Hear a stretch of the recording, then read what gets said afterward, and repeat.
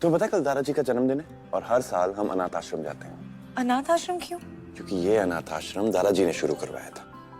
तो वो सभी बच्चे जिनका परिवार नहीं होता है, एक दिन के लिए हम उनका परिवार बनते हैं, उन्हें खाना खिलाते हैं और उनके साथ वो सारा प्यार बांटते हैं जो दादाजी के दिल में उनके लिए था। वहाँ बहुत अच्छा काम कर रहे हैं वेदांत। परंपरा तो दादाजी ने शुरू की थी। मेरी तो बस यही कोशिश है कि उनकी परंपरा को बरकरार रखूं। क्या मैं चल सकती हूँ कल? लो पैर दिखाओ। जी दिखाओ ना। अरे चेक करना पड़ेगा ना कि चल सकती हो कि नहीं। मिसेस पूर्वा वेदांत त्रिपाठी, आप कल हमारे साथ चलेंगी क्योंकि आप भी इस फैमिली का हिस्सा हैं अब।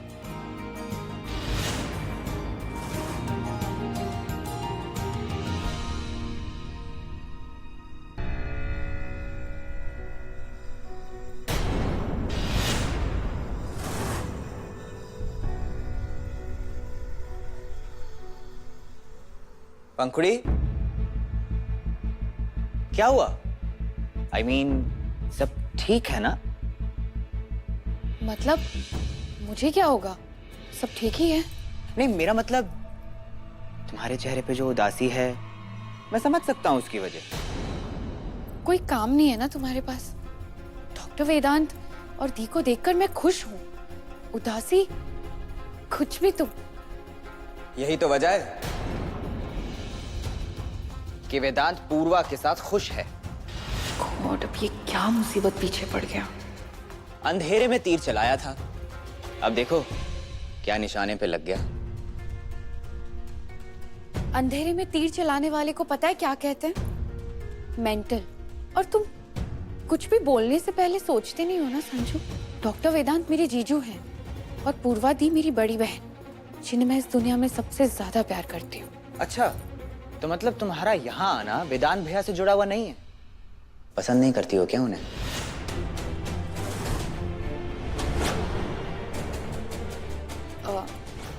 संजू, तुमने कभी सोचा है कि हो सकता है मुझे कोई और पसंद हो?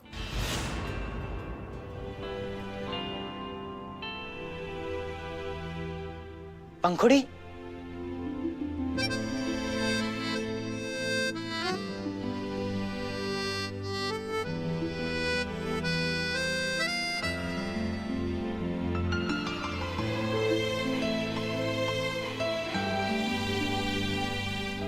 कोई और पसंद है या नहीं? मिठाई के डब्बे कोई रसोई से लाकर रखेगा? मंजुला लाई अम्मा। और रश्मि प्लीज सारे अपॉइंटमेंट सेकंड हाफ में रखिएगा। मैं अनाथ आश्रम सीधा हॉस्पिटल पहुंचूंगा, ठीक है? मां लाइए। दादी कार आ गई। अरे पूर्वा कहाँ रही? पूर्वा। नानी मौसी, मैं तैयार हूँ। उस दिन अच्छाई डॉक्टर वेदांत ने दिखाई और बेचारे फंस गए। जो खुद ठीक नहीं होना चाहता, उसे ठीक करने का बोझ अब डॉक्टर वेदांत पे मत डालिए। बेटा तू रहने दे। क्यों? ओह बेटा, अभी अभी तूने इंटर्नशिप शुरू की है ना, तू चुपचाप हॉस्पिटल में जा, अपने काम पे ध्यान दे। तुझे बड़ी डॉक्टर बनना है ना। करेक्ट, दादी ठीक कह रही है।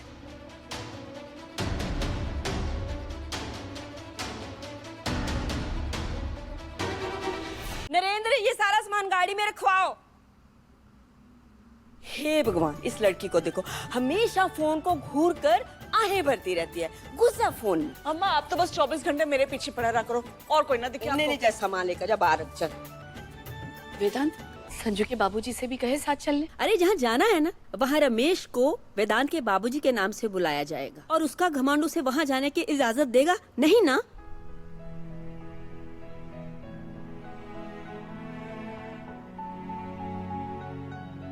आपके चेहरे पे स्माइल बताऊं कैसी लगती है? जैसे दादी के पराठों में देसी घी। तो ऐसे ही स्माइल करिए और बाबूजी के पास जाके पूछ लीजिए।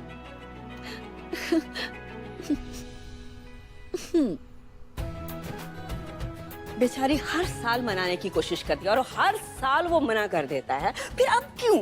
दादी, क्योंकि आप ही ने हमें सिखाया है ना कि कोशिश करने वालों की कभी हार नहीं होती है। और अगर सबको साथ लेके चलना हो तो उम्मीद को ऐसे कस के 16 आने सच।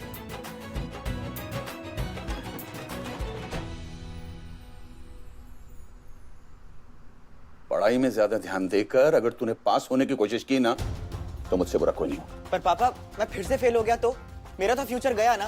तू मेरा बेटा है, ये घर, अस्पताल, अनाथाश्रम सब तेरे ही तो हैं। बस एक बार उस गुदड़ी लाल को शर्त में हरा के ना अस्पताल में दुकान खोल लो, क्योंकि आजकल उसकी जो ज्यादा चलने वाली जुबान है वो हमेशा के लिए बंद हो जाए। अरे भाई तू मुंह लटका के क्या खड़ा है? तू जा अनाथ आश्रम में उन सबके साथ जा। मैं क्या करूंगा वहां जाके? बोर हो जाऊंगा। एक बात ध्यान से सुन, जो अपने हक का ध्यान खुद नहीं रखते ना, लोग उनका हक छीन लेते हैं। सारी दुनिया को पता चलना चाहिए कि गंगा दत्त त्रिपाठी का असली पोता संजय त्रिपाठी है। ये आप क्या कह रहे हैं?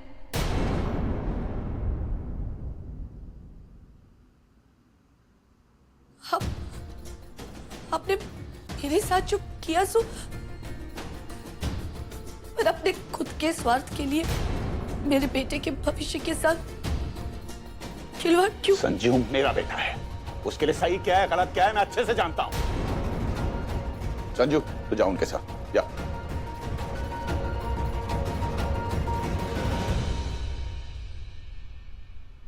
उस गुदड़ी लाल पे नजर रखने के लिए संजू तू मेरी आंखें बनेगा। चलें क्या दादी? हाँ जरा देख लें थोड़ा सामान जरा। हाँ तुम तो मना कर रहे थे ना। और पढ़ाई? भैया वो तो मैं एक्स्ट्रा टाइम लेके कवर कर लूंगा। पर ये भी तो जरूरी है ना। आई मीन फैमिली, दादाजी का ट्रेडिशन, ये सब किताबों से ज्यादा जरूरी है ना। ओए होए संजू मुकुल मुकुल दादी क्या कर रहे हो? अरे मैं देख रही हूँ कि तेरी अक्लदार कब आई।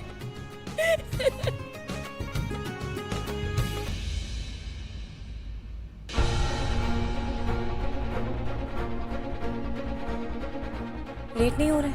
हाँ चलते हैं। चलते हैं। भैया रुकिए, मैं मदद कर देता हूँ, आपका बोझ हल्का हो जाएगा।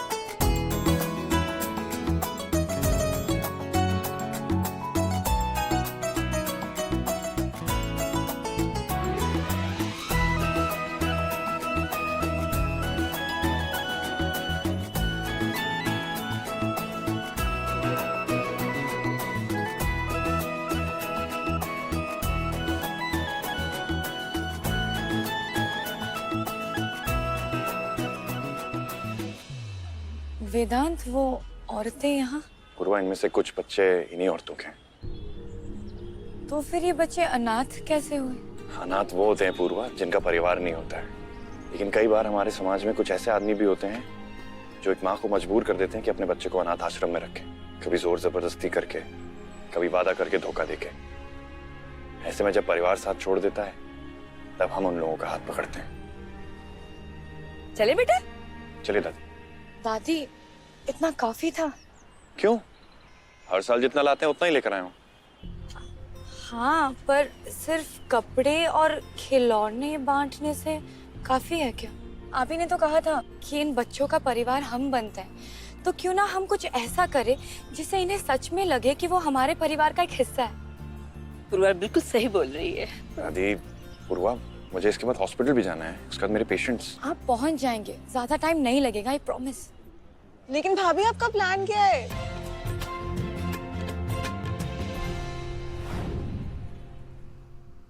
मिसेस पूर्वा वेदांत त्रिपाठी, आप कल हमारे साथ चलेंगे क्योंकि आप भी इस फैमिली का हिस्सा हैं। सोनोग्राफी की रिपोर्ट कब मिलेगी डॉक्टर? रिपोर्ट ठीक तो होगी ना डॉक्टर? मैम प्लीज, आपके बार बार पूछने से रिपोर्ट्स खुद तो चलकर नहीं आ जाएंगी ना। रिपोर्ट्स को उतना ही टाइम लगेगा जितना लगता है। ये बात आपको खुद समझनी चाहिए। प्लीज जाइए, आप कल आइएगा। डॉक्टर पंखुड़ी, ये तरीका नहीं है पेशेंट से बात करने का। डॉक्टर वेदांत अपने पेशेंट्स को अपनी फैमिली समझते हैं और यहाँ पर सभी लोग डॉक्टर वेदांत के काम करने के तरीके को फॉलो करते हैं। अगर आपको इतनी सी बात समझ में नहीं आ रही है मैम तो प्लीज, मैं खुद डॉक्टर वेदांत के घर पे रहती हूँ और मुझे पता है उनका काम करने का तरीका कैसा है। तो आप प्लीज ये मत जताइए कि आप उन्हें मुझसे बेहतर जानती हैं। प्लीज।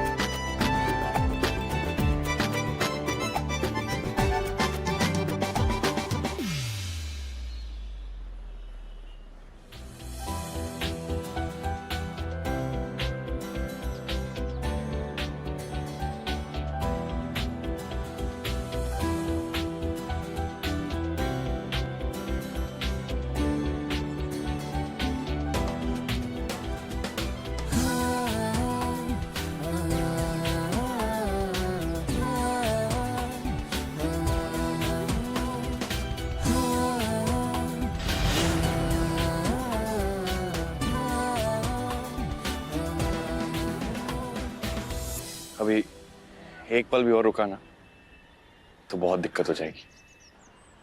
अरे वेदांत, ये क्या बात हुई? वो क्या कहती है? अभी तो पार्टी शुरू हुई है। अरे दादी, मुझे हॉस्पिटल जाना है। और चाचू, आपको ऑफिस नहीं जाना है क्या? और तू, तेरे एग्जाम्स नहीं है क्या राधिका? और दादी, आपको भी घर जाना चाहिए अब।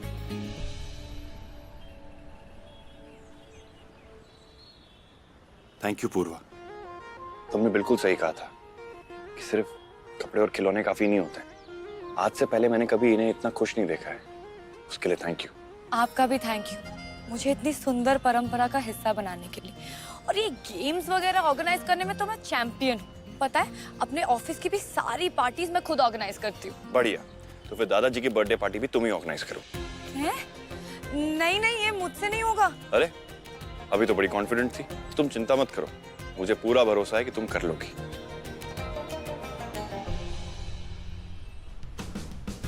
डील?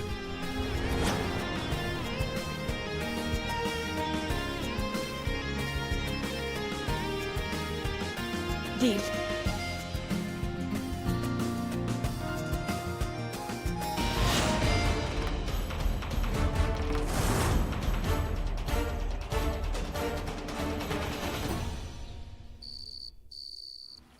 दादाजी की बर्थडे पार्टी ऑर्गेनाइज कर रही है ये पूर्वा। ये पार्टी नहीं, बर्बादी होगी। उस गोधड़ी लाल और उसकी घरवाली को धूल चटाने का एक और मौका। गोमती, अरे कौन सा तेल कान में डाल के बैठी है जो सुनाई नहीं दे रहा तुझे? सुन साहिबा सुन, प्यार की धुन। गोमती! जी भैया। तुझसे बात कर रहा हूं मैं। सॉरी भैया। ध्यान से सुन, इस बार हमें कुछ ऐसा करना है जो लड़की गुदड़ी लाल की नजर में हमेशा के लिए गिर जाए। गुदड़ी लाल को जिंदगी का सबसे बड़ा झटका लगना चाहिए। अच्छा भैया, यानी कि जोर का झटका, जोर से।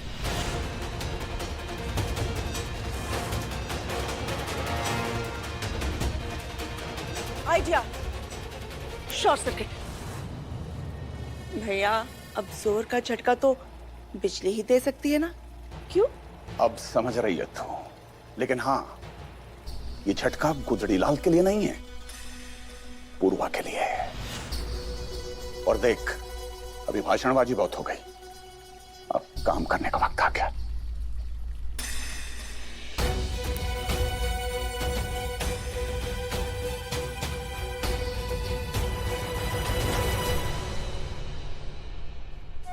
आपको क्यों नहीं दिखाई देता वेदांत कि दी आपसे बिल्कुल भी प्यार नहीं करती है?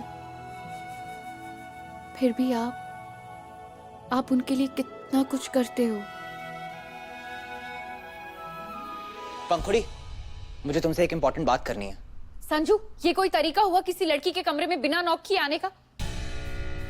और एक सेकंड, ये तुम क्या कर रहे हो? ध्यान से सुनो, पूर्वा भाभी हॉस्पिटल में एक पार्टी ऑर्गेनाइज कर रही हैं। संजू, मुझे पार्टी करने का बिल्कुल भी मन नहीं है। पूरी बात तो सुन लो। भाभी को वहां पर इलेक्ट्रिक शॉक लगने वाला है।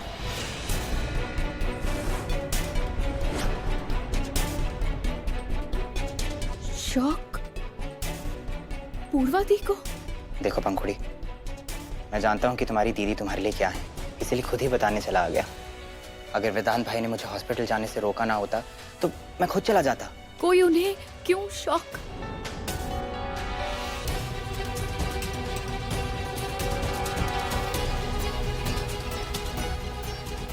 Sanju, thank you so much मुझे बताने के लिए। तुम सच में बहुत अच्छे इंसान हो। थैंक्स।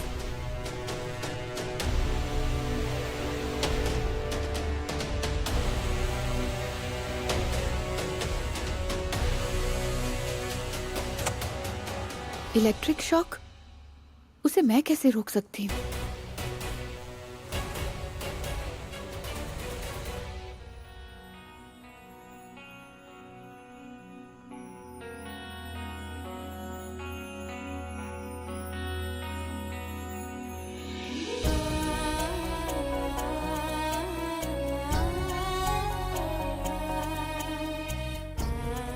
तुम्हें भूख लगी है क्या? नहीं। क्यों? तो ये पेंसिल क्यों खा रही हो? अरे बाप रे, इतनी बड़ी स्माइल, और ये स्माइल आंखों तक पहुंच रही है। हो क्या गया आपको? कुछ नहीं, एक डिलीवरी थी जो कि बहुत स्मूथली हो भी गई, पर वो बच्ची ना पूर्वा, मैंने आज तक उससे ज्यादा गप्पू बच्ची को डिलीवर नहीं किया। गैस करो उसका वेट कितना होगा? 8 से 9 पाउंड। 12.5 पाउंड। क्या? मतलब ऑलमोस्ट 5.5 किलो। पर बेचारी वो गप्पू बच्ची की मम्मा, उनकी तो हालत ही खराब हो गई होगी ना? शायद। पता है पूर्वा, एक माँ जो इतना दर्द सहती है, बच्चे की आवाज सुन के जैसे जादू हो गया, सारी तकलीफें भूल जाती है।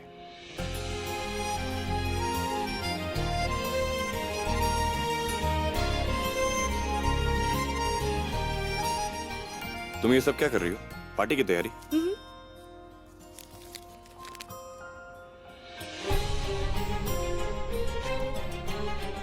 ये सब क्या है? ये कौन करेगा?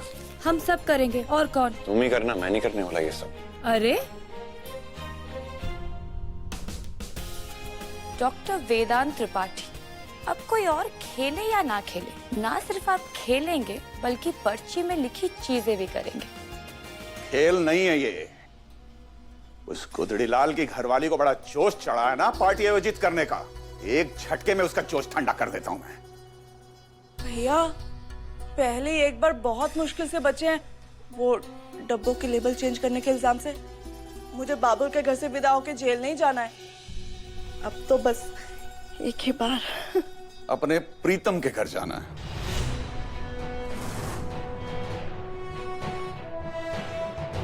क्या देख, मैसेजेस पढ़ लिए मैंने तेरे सारे। अच्छा है, मुझे बड़ी खुशी है। बल्कि मैंने तो पंडित जी को फोन भी मिला दिया था, लेकिन उस महारानी का सरदर्द मुझे मेरा दिमाग इस्तेमाल नहीं करने दे रहा। भैया आप टेंशन मत लो, आप अपने सिर का इस्तेमाल कीजिए और मैं उस दर्द को दूर करने का इंतजाम कर देती हूँ। बस आप हुक्म कीजिए, आप जैसा चाहेंगे ना वैसा ही होगा। गौर से सुन, उस पार्टी वाले हॉल में बाहर के लोगों का आना जाना मना है, ठीक?